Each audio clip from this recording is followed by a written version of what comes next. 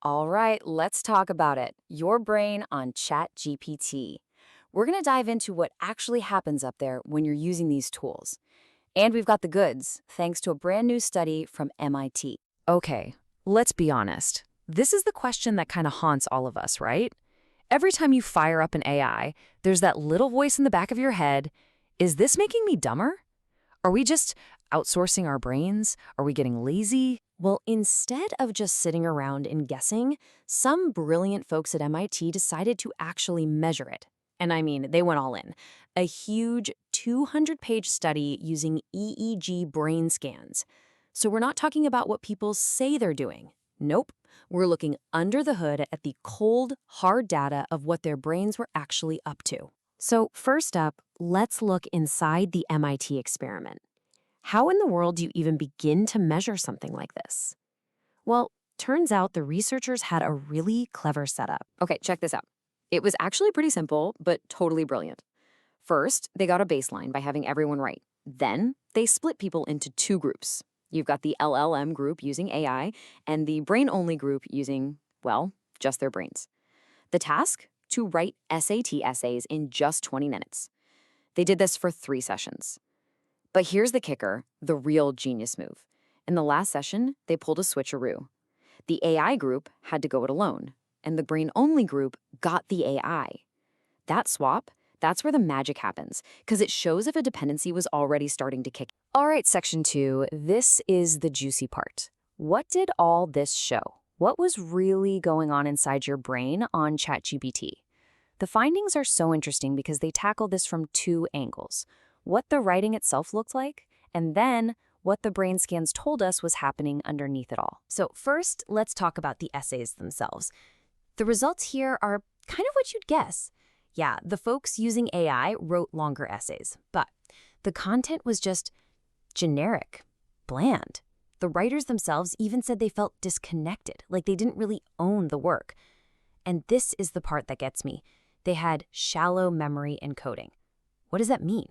It means they weren't really remembering or internalizing what they wrote.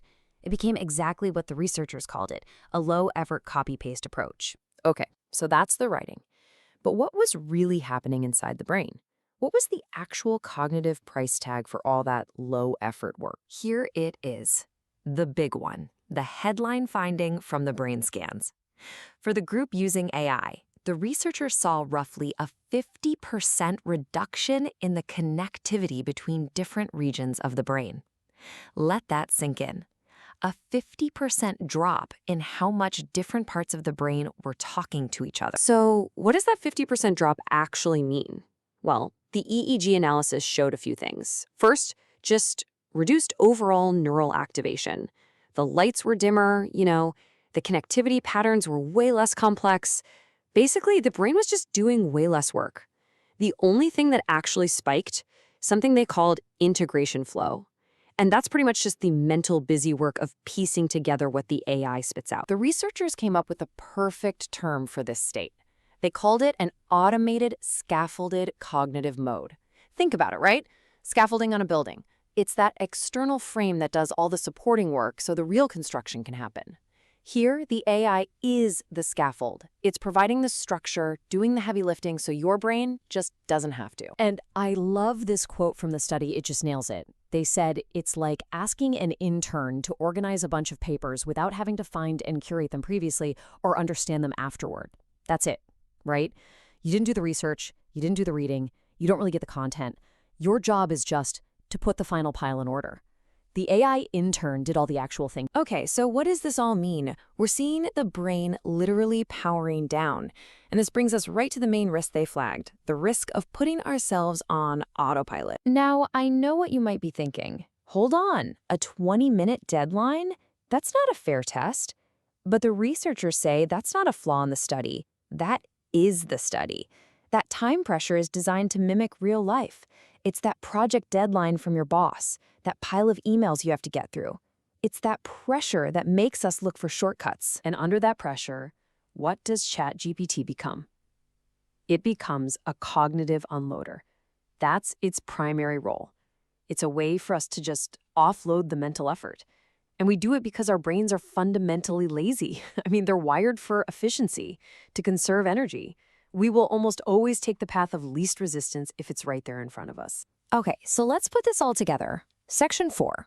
What's the real takeaway here? Because it's not as simple as AI is good or AI is bad. It's way more nuanced than that. So here's the bottom line. It's not black or white. The problem isn't the tool itself. The problem is us. It's about how we use it, and the fact that our default setting, especially when we're stressed, is to take the easy way out. And look, we have to be fair. The researchers themselves are quick to point out the study's limitations. It was a small sample of people, they only used GPT-4o, they only focused on essay writing, you get the picture. This isn't a long-term study, it's more like a cross-section. So think of it as a really important, powerful first snapshot, but not the final word. So let's circle all the way back to that first question. Is AI making us dumber? And the answer the study gives us is kinda, but not in the way you think. The risk isn't that you're just going to wake up dumber one day. No, the real risk is that you're actively training your brain for a low-effort autopilot mode. Every single time you let the AI do the heavy lifting, you're reinforcing that habit. You're weakening the very cognitive muscles you need for deep thinking and real learning. And that leaves us with one final question. And this one's for you. The next time you open up one of these tools, you have a choice to make. Are you using it as a partner, as a collaborator, to make your own thinking better? Or are you just tossing it the keys and flipping on the autopilot? That choice and what it does to your brain, that's on you.